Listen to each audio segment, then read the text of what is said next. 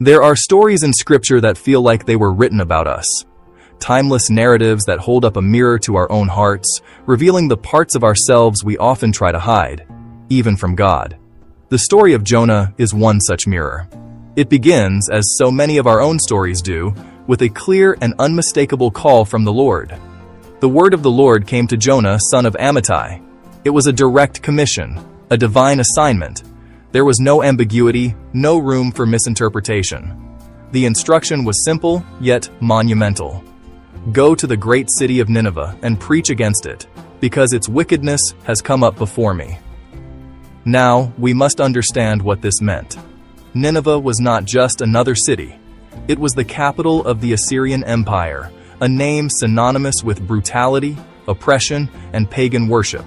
To an Israelite prophet like Jonah, Nineveh represented everything that was hostile to God and His people. They were the enemy. The call to go to Nineveh was a call to walk into the heart of darkness, to confront a culture steeped in violence and idolatry. It was a call to offer a message of warning to a people Jonah likely felt deserved judgment, not a chance at repentance. And in that moment, faced with a command that grated against his national identity, his personal prejudices, and perhaps his own sense of justice, Jonah made a choice.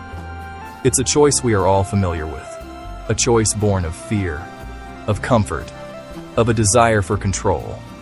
When God said, "Go east to Nineveh," Jonah turned and ran west. Jonah chose a ship to Tarshish. He went down to the port of Joppa, found a vessel heading in the opposite direction of his calling, paid the fare, and went aboard.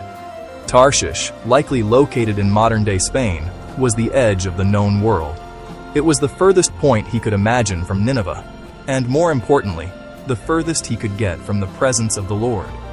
This was an outward escape, a physical journey away from a geographical location.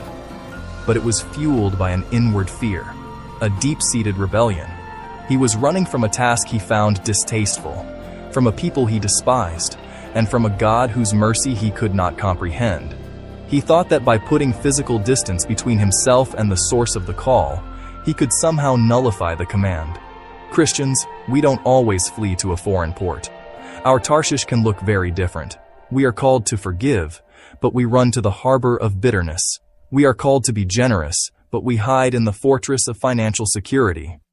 We are called to share our faith, but we retreat into the comfort of silence. We hide in busyness, convincing ourselves we are too occupied with good things to do the one thing God has asked. We engage in people-pleasing, shaping our actions to the approval of others rather than the command of God. Or we simply retreat into silence, hoping the call will fade if we ignore it long enough. Jonah paid his fare and went below deck to sleep, insulating himself from his decision. We pay our own fares, the cost of distraction, the price of conformity. And we too try to sleep, hoping to numb the quiet, persistent voice of God. But running from God doesn't cancel His mission. It complicates it. Jonah's attempt to flee from the presence of the Lord was a futile act. You cannot escape the one who is everywhere. You cannot outrun the sovereign God of the universe. And so, the scripture tells us, the Lord sent a great wind on the sea. This was no ordinary squall. The text describes a violent tempest, a storm so furious that the ship was threatened to break apart. The sea, which was meant to be Jonah's escape route, became his cage. The very vessel he paid to carry him away from God's presence was now at the mercy of God's power. And here we see a profound truth exposed. Running from God doesn't just affect you. It puts others in the storm. The sailors on that ship were pagans, mariners who had no part in Jonah's disobedience. Yet they were caught in the terrifying consequences of his flight. Their lives were in danger, their livelihood was being destroyed, their ship was breaking apart, all because of the runaway prophet sleeping below deck. In their terror, these sailors did what came naturally. They cried out, each to his own God. They began to throw the cargo overboard to lighten the ship, desperately trying to save themselves. They were doing everything they knew to do, while the one person on board who knew the one true God was fast asleep, oblivious to the chaos he had caused. The storm that hit Jonah's ship was not just weather, it was a consequence and a wake-up call. The ship's captain finds him and says, "How can you be sleeping? Get up and call on your God." Maybe he will take notice of us so that we will not perish. It is a moment of profound irony. The pagan captain is forced to call the prophet of God to prayer. The storm of God's making was loud enough to wake the sleeping world, and finally, loud enough to wake the sleeping prophet. God's interventions can be loud enough to make us honest. The sailors, suspecting this is no natural disaster, decide to cast lots to find out who is responsible for their calamity. And the lot, guided by the hand of a sovereign God, falls on Jonah. The jig is up. There is no more hiding. They surround him, demanding answers.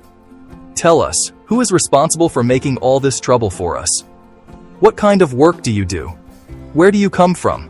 What is your country? From what people are you? And finally, Jonah confesses. It's a simple, powerful declaration.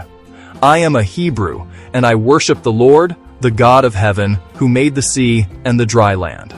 In this moment of crisis, Jonah speaks the truth he had been running from. He admits his identity and the identity of his God, the very God who created the sea that was now threatening to swallow them all. The sailors are terrified, understanding now the gravity of the situation. What have you done? They ask, as they learn he is running from the Lord. The sea grew wilder and wilder. They ask him, what should we do to you to make the sea calm down for us?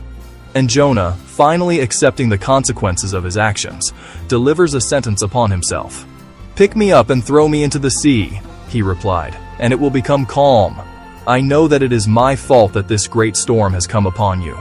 He understands that his personal rebellion has endangered innocent lives, and the only way to save them is to offer himself to the judgment he has brought upon the waters. But here, an amazing thing happens. These pagan sailors, who have every reason to be furious with Jonah, show him mercy. Instead of immediately throwing him overboard, they try their best to row back to land, to save both themselves and the man who caused their trouble. They work harder, straining against the storm, but it's no use. The sea rages even more violently against them. Their human effort is no match for this divine tempest. Exposing the grace, even in the chaos, God pursues the one who fled. Realizing they have no other choice, the sailors cry out, not to their idols, but to Jonah's God. Please, Lord, they prayed, do not let us die for taking this man's life. Do not hold us accountable for killing an innocent man, for you, Lord, have done as you pleased. They acknowledge God's sovereignty, and then, reluctantly, they take Jonah and throw him into the sea. And the raging sea grew calm. Jonah ended up swallowed, not by the sea itself, but by a new, divine intervention. The Lord provided a great fish to swallow Jonah. This was not an act of punishment, but an act of preservation. In the belly of the fish, in the darkness of the deep, Jonah was kept safe from drowning.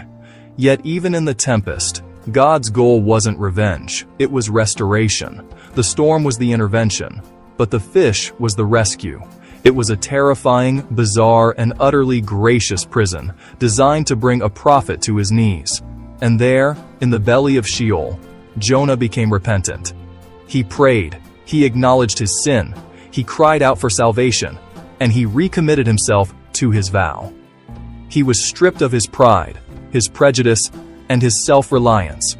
He was brought to the end of himself, and it was there that he found God waiting. After 3 days and 3 nights, the Lord commanded the fish, and it vomited Jonah onto dry land. He was redirected, not back to Joppa, not back to his home, but onto a shore that set him once again on the path to Nineveh. He was given a second chance. The call came again, almost identically. Go to the great city of Nineveh and proclaim to it the message I give you. So what does this ancient story mean for us today? If you're avoiding a call, listen. Perhaps God is calling you to a difficult conversation, to an act of service that feels inconvenient, or to a place of ministry that feels frightening. Perhaps you, like Jonah, have already paid your fare and are heading for Tarshish. You're hiding in your work, your hobbies, your relationships, anything to drown out the voice of God. Know this: God pursues. His love for you is so relentless that He will send a storm into your life if that's what it takes to get your attention. That financial trouble, that relational conflict, That health scare? Could it be the wind and the waves of a loving God trying to turn your ship around? He is not trying to destroy you. He is trying to rescue you from the path of your own choosing. He corrects. The storm and the fish were God's discipline. It was painful, but it was purposeful. Hebrews tells us that the Lord disciplines the one he loves. If you are feeling the consequences of your running, do not mistake God's correction for rejection. It is the very evidence of his fatherly love, a love that refuses to let you stay lost at sea. And finally, he repurposes. Jonah was swallowed, repentant, and redirected. God didn't discard his prophet because of his failure. He redeemed the failure and put him back on mission. Your running, your failure, your time in the belly of the fish does not disqualify you. In fact, it may be the very thing God uses to qualify you, to give you a deeper understanding of grace and a more profound testimony of his relentless pursuit. Don't let shame or fear steer your course any longer. The same grace that pursued Jonah across the sea and rescued him from the deep is pursuing you right now. The storm is not the final word. The belly of the fish is not your final destination. Restoration is the goal. Answer the call. Turn the ship around. Confess where you have been running. Walk the hard road toward your Nineveh, whatever and wherever that may be. Because God's purpose for your life is far too important to be abandoned at sea. Trust in his pursuit, receive his correction, and allow him to repurpose your story. Become the message of grace and redemption that someone else, perhaps even an entire city, desperately needs to hear.